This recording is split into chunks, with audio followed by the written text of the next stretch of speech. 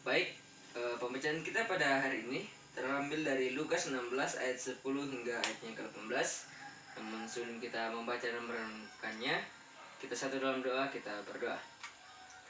Ya Tuhan Allah Bapa kami yang ada dalam kerajaan sorga, terima kasih atas segala penyertaan dalam sepanjang kehidupan kami. Engkau telah menyertai kami sepanjang hari ini. Itu semua berkat tuntunan dan penyertaan-Mu Tuhan. Pada saat ini kami akan mendengarkan, membaca sebagian dari cerita firman-Mu Tuhan. Kiranya Engkau memberkati kami, sehingga firman-Mu ini boleh kami serap dengan baik, isinya boleh kami terima dengan baik, dan boleh menjadi suluh dan pedoman dalam langkah kehidupan kami Tuhan. Ini doa kami, dalam nama Tuhan Yesus kami berdoa dan mengucap syukur. Amin. Pembacaan kita dari Lukas 16 ayat 10 hingga ayatnya yang ke-18. Saya baca dalam nama Tuhan.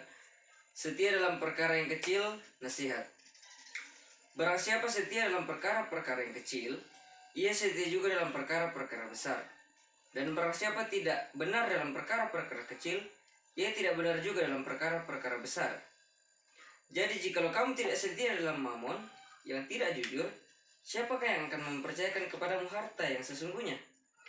Dan jikalau kamu tidak setia dalam harta orang lain, siapakah yang akan menyerahkan hartamu sendiri kepadamu?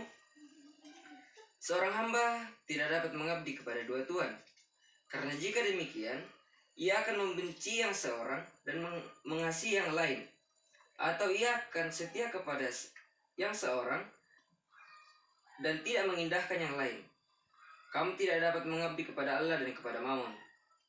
Semuanya itu didengar oleh orang Farisi, hamba-hamba uang itu, dan mereka mencemoohkan dia. Lalu ia berkata kepada mereka, kamu membenarkan diri di hadapan orang, tetapi Allah mengetahui hatimu. Sebab apa yang dikagumi manusia dibenci oleh Allah. Hukum Taurat dan kitab para nabi berlaku sampai kepada zaman Yohanes.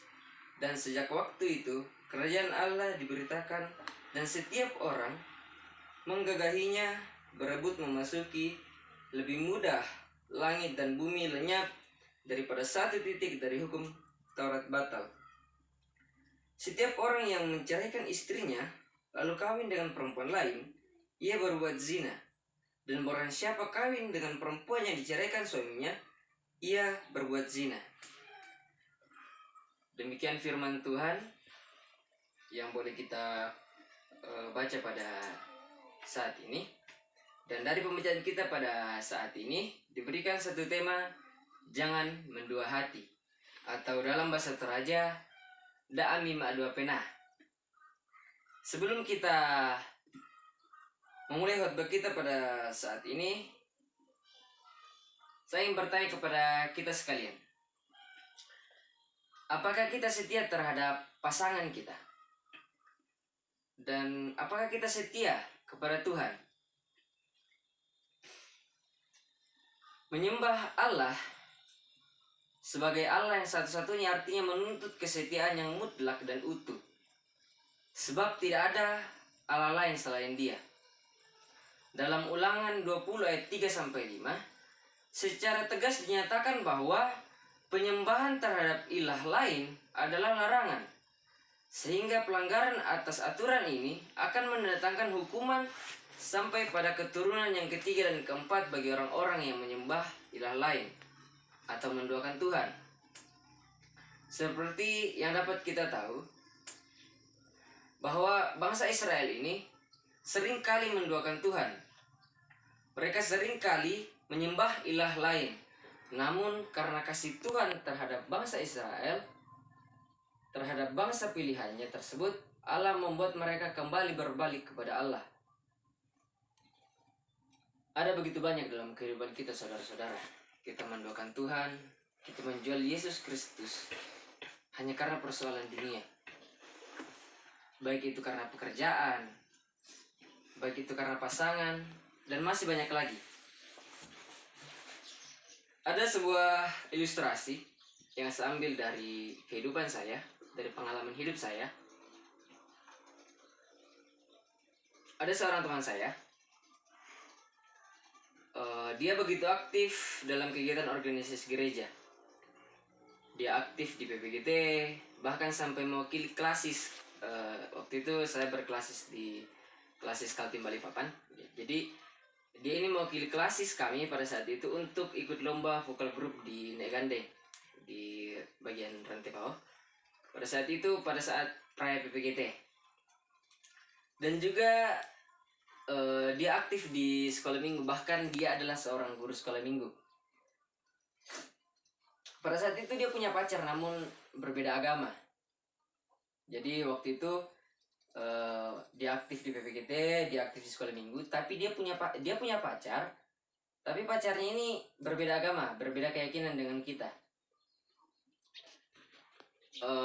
Sampai pada saat saya masuk di Staken, saya dapat kabar bahwa dia menikah dengan pacarnya tersebut, pacarnya yang berbeda agama tersebut.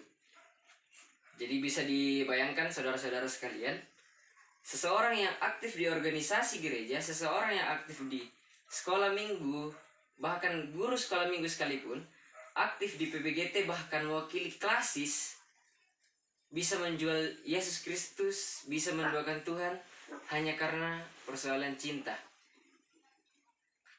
Ya, semenjak saya tahu, ya sampai sekarang dia sudah punya anak satu.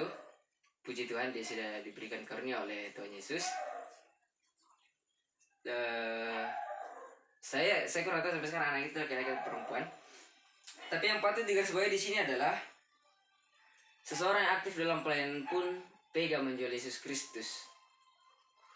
Jadi kita tidak bisa melihat bahwa orang yang betul-betul memberikan dirinya untuk melayani akan setia. Begitu banyak cobaan yang dapat kita alami saat kita melayani Tuhan. Kita diuji oleh Tuhan. Bagaimana kesetiaan kita dalam melayani Tuhan tersebut?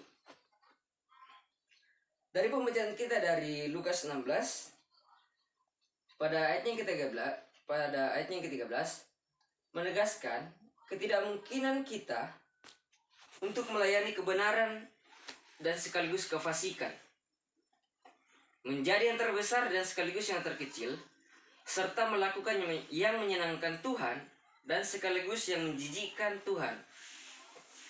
Tidak mungkin seseorang mengabdi kepada Allah dan sekaligus pula mengabdi kepada Mammon.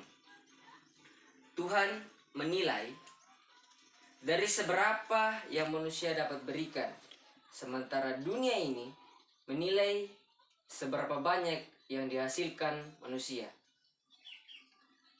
Allah hanya satu. Tidak ada ilah lain selain Dia. Masih banyak orang Kristen yang belum sepenuhnya menyembah Allah. Dalam banyak hal, sering kita lebih mengutamakan kepentingan materi dibandingkan kepentingan rohani. Materi justru menjadi tujuan utama dari masa depan, bukan masa depan surgawi. Kita lebih sering, kita lebih sibuk mencari uang, bekerja, tapi kita sering kali melupakan Tuhan. Ingat, kita diberikan oleh Tuhan 6 hari lamanya untuk bekerja. Pada hari ke-7 adalah hari Sabat Tuhan Allahmu. Hari ke-7, hari Minggu adalah tempat kita beribadah. Seberat itukah kita menyisihkan 1 hari untuk datang kepada Tuhan? Tuhan juga rindu untuk kita datang kepadanya, beribadah kepadanya, memuji dan menyembah Dia. Allah tidak ingin disandingkan dengan apapun. Allah adalah Allah yang esa, berdaulat dan satu-satunya yang harus disembah. Kekuasaan, jabatan, materi atau apapun yang oleh manusia dianggap paling bernilai di dunia ini tetap tidak dapat menggantikan posisi Allah di tempat yang maha tinggi. Setinggi apapun jabatan saudara dalam dunia ini, itu tidak ada artinya jika saudara melupakan Tuhan. Yesus Kristus sebagai anak tunggal Bapa adalah satu-satunya yang dapat membawa kita kepada keselamatan, bukan materi atau kuasa lainnya. Amin firman Tuhan. sedemikian jauh kita mendengarkan dan membaca firman Tuhan pada saat ini. Baiklah, kita satu dalam doa, kita berdoa. Ya Tuhan adalah Bapa kami yang ada dalam kerjaan sorga, terima kasih atas firman yang telah diberitakan kepada kami. Kiranya pesan-pesan dari firman ini boleh kami terima dengan baik, boleh kami resapi dengan baik ya Tuhan. Kiranya kami menjadi orang yang lebih setia kepadamu. Jauhkan kami dari hal-hal yang akan membuat kami jauh daripadamu ya Tuhan. Kiranya firman-Mu ini boleh menjadi sulu langkah dalam perubahan kehidupan kami ya Tuhan. Ya Tuhan, inilah doa kami. Dalam nama Tuhan Yesus, kami berdoa dan mengucap syukur. Amin.